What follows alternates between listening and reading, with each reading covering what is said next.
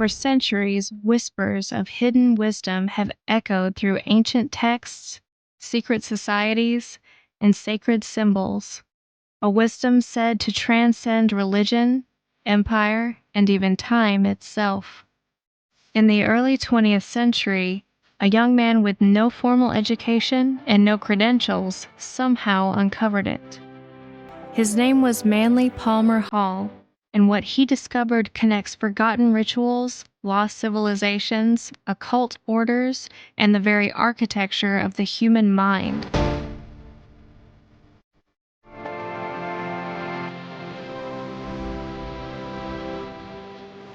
Whether you believe that the world is shaped by hidden hands or guided by higher truths, what Hall uncovered forces us to reconsider both.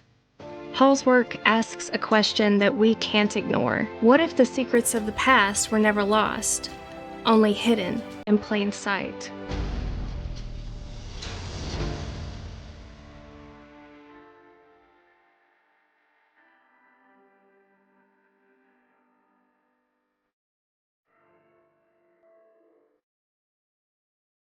Not every revolution begins with a gunshot. Some begin with a whisper and a hidden hand sketching a future just beyond the margins of history. Nations rise and fall under the eyes of history, but their destinies are often shaped in secret by those who serve a higher vision or their own ambition.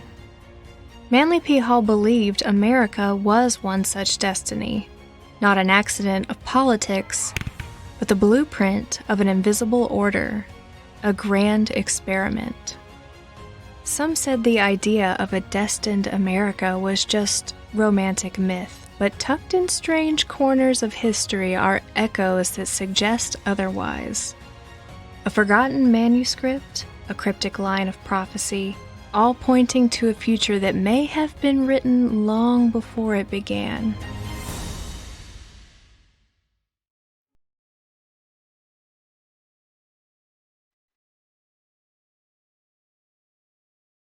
A grand experiment, one whose success and failure depended on forces hidden from view, and its architects, some were visionaries, but others were opportunists.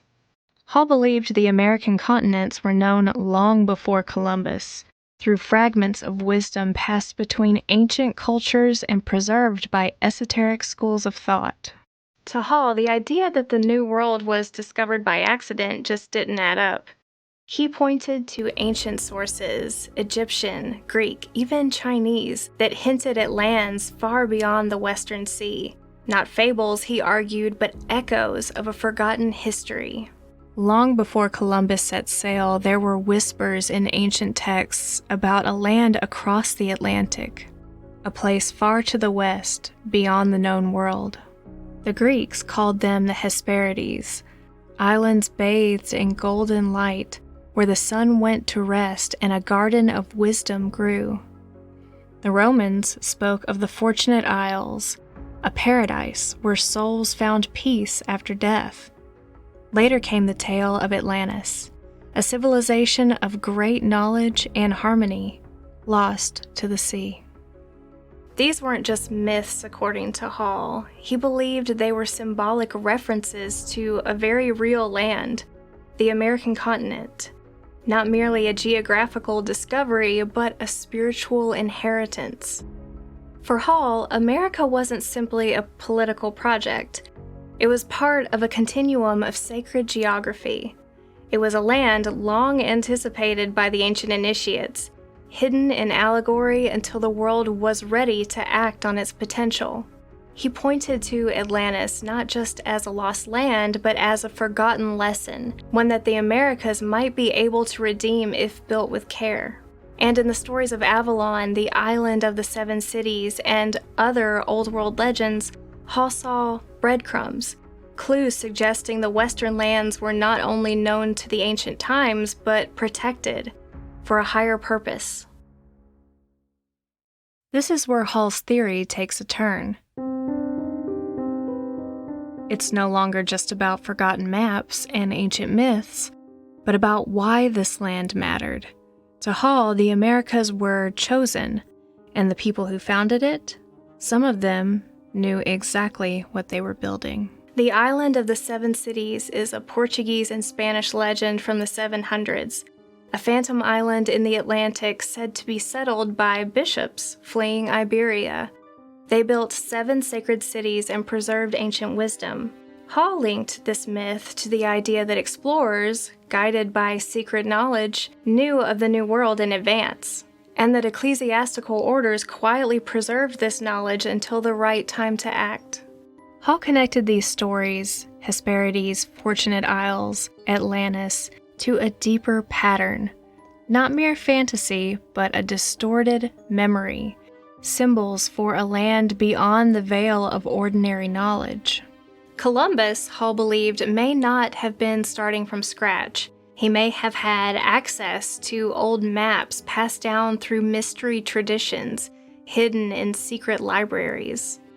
Hall also stated that it was most likely that Christopher Columbus was actually of Greek heritage. Let me break this down.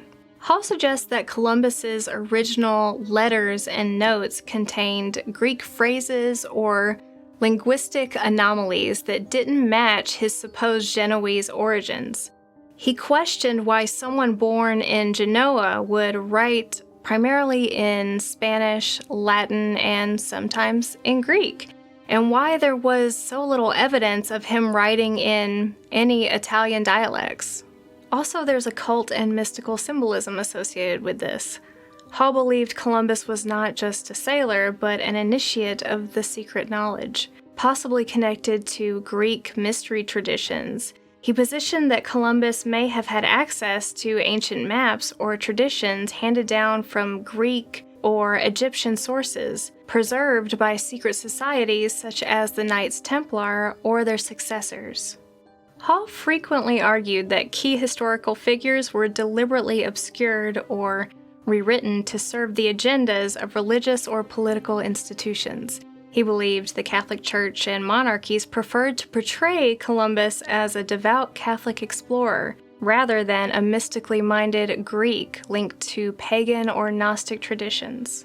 He speculated that Columbus may have been part of a hidden lineage connected to Greek philosophical or navigational tradition, possibly tied to Pythagorean or Platonic schools, or even later Gnostic groups. These groups may have safeguarded ancient geographical knowledge of the Western Hemisphere long before Columbus's voyage.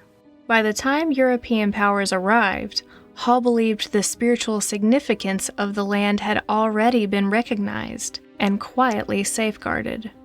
To him, America was a staging ground for something older to be reborn. Hall wasn't alone in thinking the Americas were known long before 1492.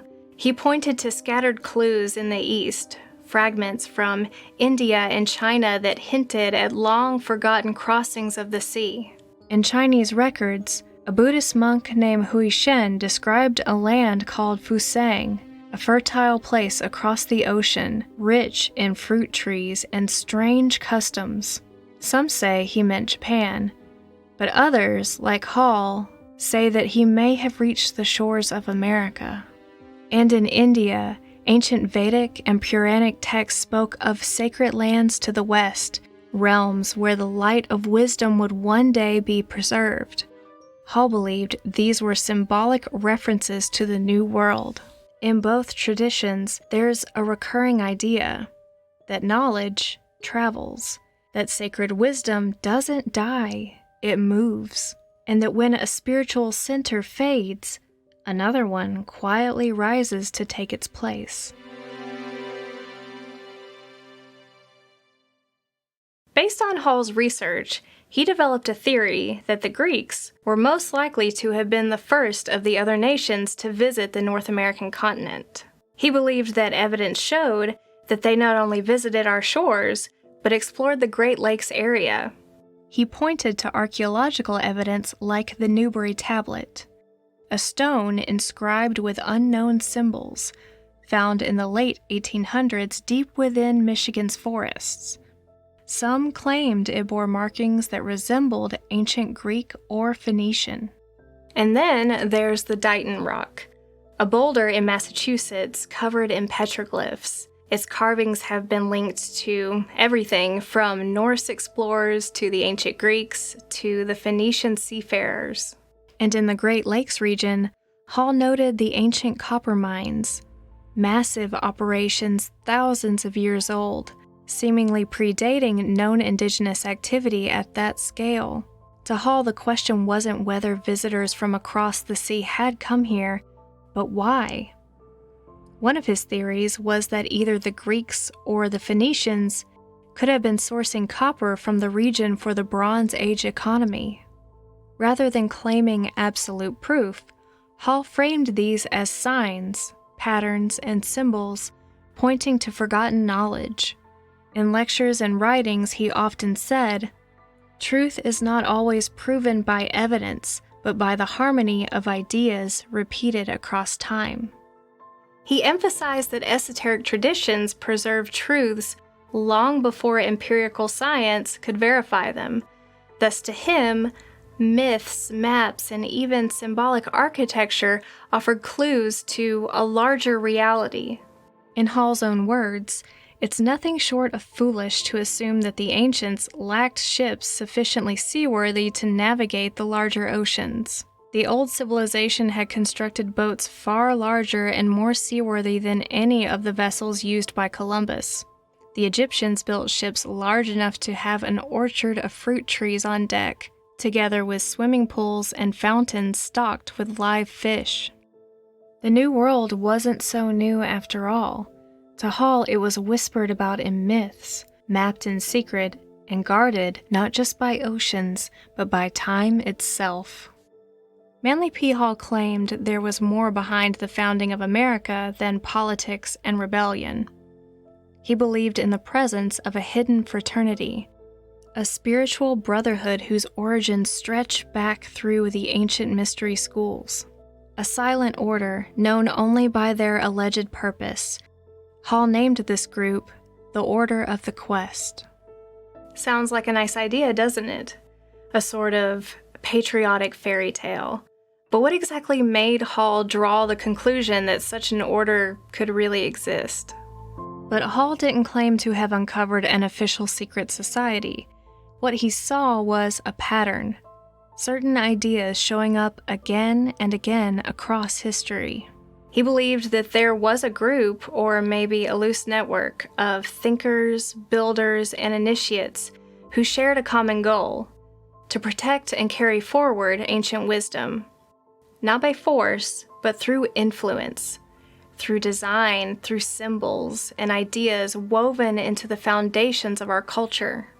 For Hall, this order wasn't some myth. It was a living current of initiates, philosophers, mystics, visionaries, who carried the sacred flame of wisdom across ages and empires, adapting it to each new civilization. Franklin, Jefferson, Washington, many of them were initiates in Masonic or Rosicrucian systems, schools that Hall believed preserved fragments of the ancient mysteries. He saw their high-minded rhetoric about liberty, reason, and natural rights as adapted mystery school teachings about divine order, balance, and soul development. As skeptical as we all are of secret societies, especially the Freemasons, I think it's very important to clarify that Hall was careful to draw a distinction.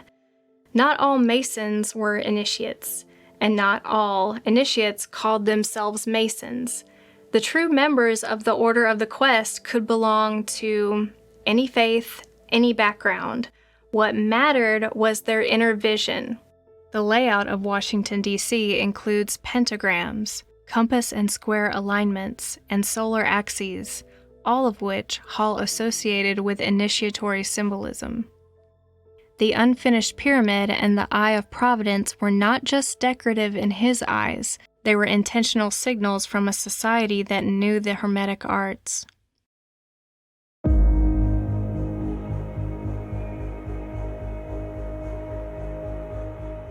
The United States was established during the time period called the Enlightenment, or the Age of Reason, which lasted from 1685 to 1815. It was a European intellectual and philosophical movement that emphasized reason, science, and individualism over tradition, superstition, and blind faith. Aside from the artistic and scientific advancement, the Enlightenment was truly a spiritual renaissance, a chance to restore a philosophy lost since the fall of the classical mystery schools. On a subconscious level, the human race was yearning for more than the rigid structures of monarchy backed by dogmatic religion and inherited power. America, through this lens, became the vessel for that rebirth. Throughout the story of the founding of the U.S., there is a recurring presence. Figures who appear at key moments, offer something crucial, play a pivotal part, and then disappear without a name. There's an old story from the day the Declaration of Independence was signed. The debate had grown uncertain. Some delegates were faltering, unsure if they should go through with it because the penalty would be death. Then, a man stood up. No one quite knew who he was. His name doesn't appear in the records. He hadn't spoken before, and no one could recall seeing him enter. But when he spoke, the energy in the room changed. He talked about destiny, about the rights of man, which is a phrase that wouldn't be formally published for another 13 years when Thomas Paine released his book by that very title. He spoke of the courage required to birth something new, and of the judgment that history, and possibly eternity, would pass on their decision. And then he said something else. He spoke of the all-seeing eye of God, a symbol that would later appear on the reverse of the Great Seal of the United States. When he finished, the delegates signed, and when they turned to thank him, he was gone. No name, no title, just a sentence spoken and the direction set. There's another story, a nameless man known only as the Professor. History describes him as a strange man well into his 70s, but who was apparently in the prime of his life. He survived only on nuts, honey, molasses, and very ripe fruit. He was well educated, cultured, and very studious, spending his time poring over rare books and ancient texts which he would decipher and rewrite. He kept these texts and manuscripts carefully locked away in an iron-bound chest which he kept on him at all times. This man caught the eye of Benjamin Franklin while staying the night at a friend's house. The professor ended up presenting to Congress the first design for the American flag, red and white stripes with a Union Jack in the corner. He explained its meaning clearly, symbol by symbol, then disappeared, just like the first. It makes one wonder if these men could have been incarnated for these specific purposes, or if they were human at all. Hall did not take these stories lightly. To him, they weren't just curious footnotes. They were signs, evidence that the order of the quest didn't always work through generals or presidents. Sometimes it worked through quiet figures, men with no name, no obvious ambition, just a message to deliver, and then gone.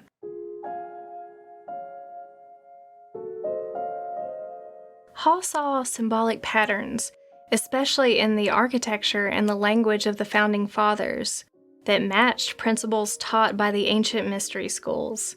And what few realize is that it was all laid out in prophecy in the very year that George Washington was born. This is where things get a little interesting. So there's this book. It's called The Vindication of the True Art of Self-Defense. It's written by a Scottish swordsman named Sir William Hope, who has mostly been forgotten by history. The book itself is nothing special. It's about fencing. But on the flyleaf, basically that little blank page at the back of the book, someone added something. A short piece of writing that reads just like a prophecy.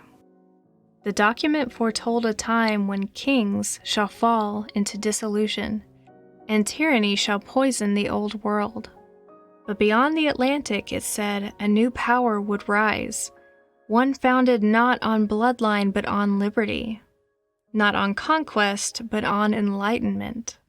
Hall was fascinated by this, not just because of what it said, but because of how it was found.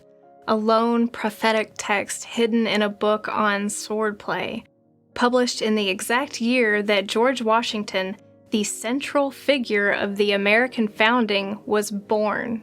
This so-called prophecy was weirdly accurate, even to me. It's a piece of the puzzle I strongly encourage you look into for yourself. Honestly, Hall's theory of America's secret destiny is so rich, it could fill an entire season of this series on its own. What I'm giving you here is just a very broad overview, enough to see the outline of the pattern, but it's certainly not the full picture. But if I had to recommend one thing from this episode for further exploration, it would have to be Hope's prophecy, because it genuinely gave me chills after I read Hall's explanation of it.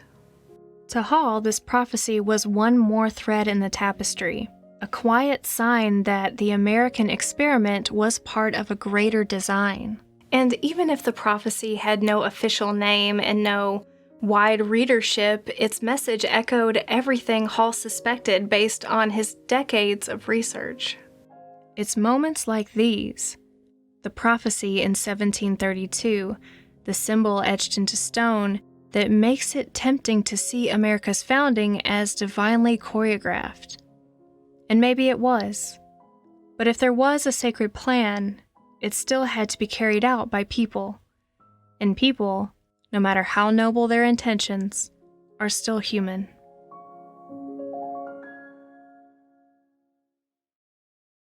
Manly P. Hall believed that some of the founders were initiates of a higher order.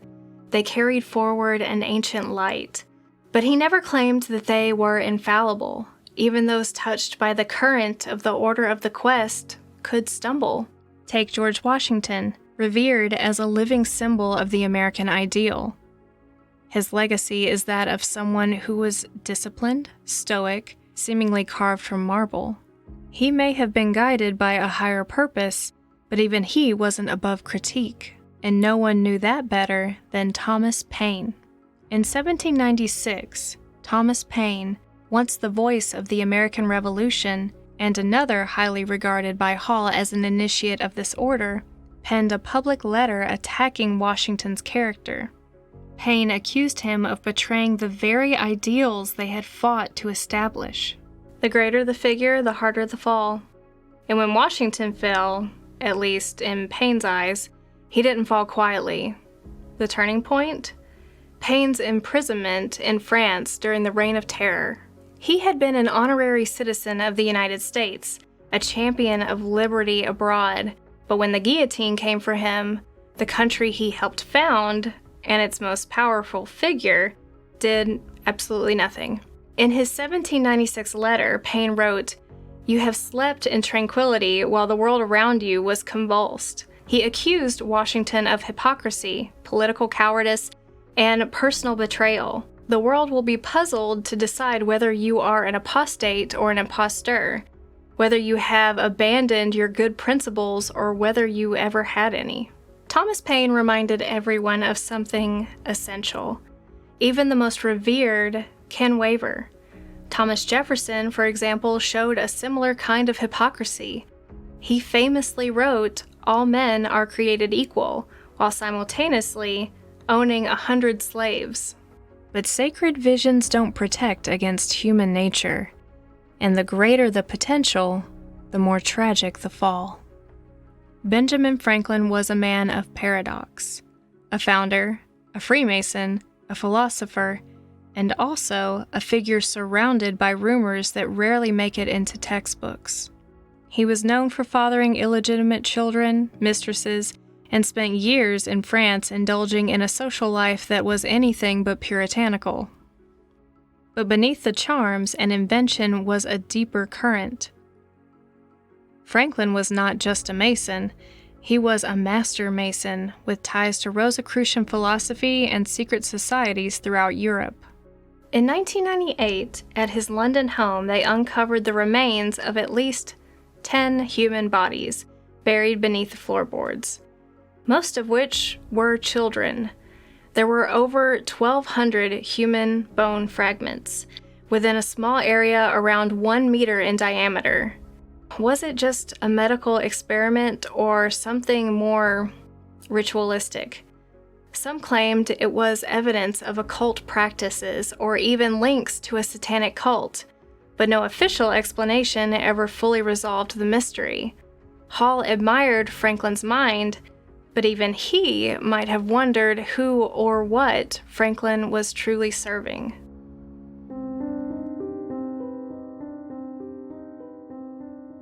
Even those who help build the dream can drift from it.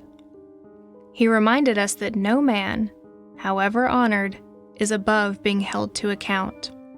That being part of the order doesn't make you a savior. It doesn't promise you eternal glory or a shining legacy. It simply gives you a part to play, because the pattern is bigger than the people in it. As America grew, the symbols remained, but the spirit began to fade. Hall warned that the order of the quest was not the only influence behind the scenes. Just as ancient temples could be overtaken by empires, so could the American experiment be subverted by ambition, greed, or forgetfulness. Where there is power, there will be those who seek to misuse it. The guardians of light must always walk beside the shadows. If the early years of the Republic were a kind of spiritual spark, then the centuries that followed were the long test of whether the flame could survive. The Founding Fathers were brilliant, flawed, sometimes inspired, sometimes compromised. They laid the groundwork for something powerful, but they didn't finish it. And maybe they couldn't. Because even if the blueprint came from something higher, it still had to be built in a world that worships something else entirely. Materialism, that's the new religion now. Not the pursuit of wisdom or virtue or inner truth, but growth, profit, and consumption. What began as a sacred experiment slowly turned into a business model. The language of liberty sold back to us in the form of branding, marketing, and debt. And it runs deeper than economics. It's the reason your phone is more addictive than your friendships. The reason we can't stop scrolling long enough to remember what it feels like to be human. It's the force behind our endless wars, not for defense, but for resources, for oil, minerals, lithium, for whatever keeps the engine running.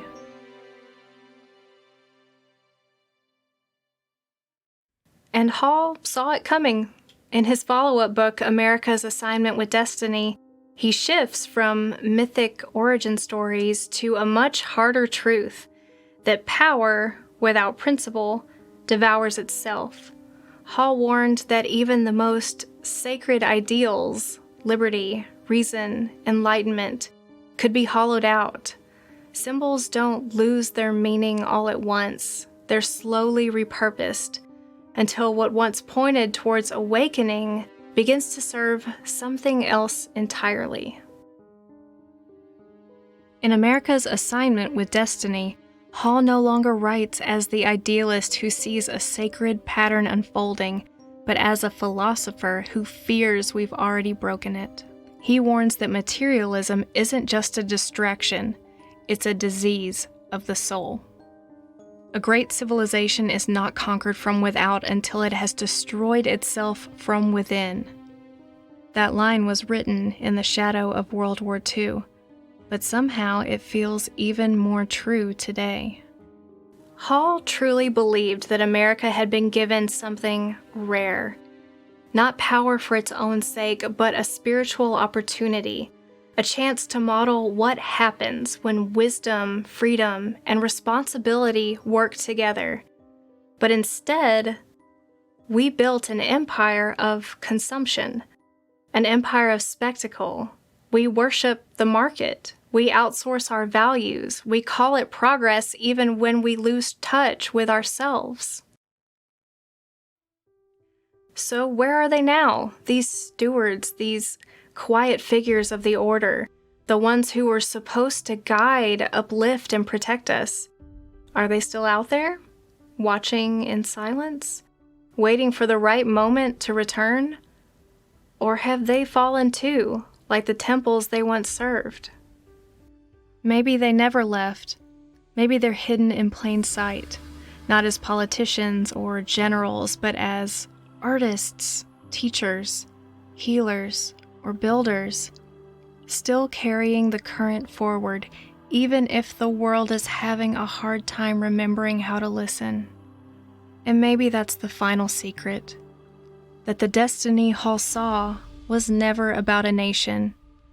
It was about us. Next time on Hall of Mysteries, symbols are the language of the soul. Manly P. Hall believed that long before a society falls, its symbols are emptied of meaning, hollowed out, and then repurposed. In Episode 3, we follow the trail from ancient temples to national monuments, from the tracing boards of secret societies to the logos in your pocket. Because if you know how to read them, symbols don't just reveal the past, they expose the present. Join us next week for Hall of Mysteries, Episode 3, The Grand Design. This is Hall of Mysteries, and the veil is lifting.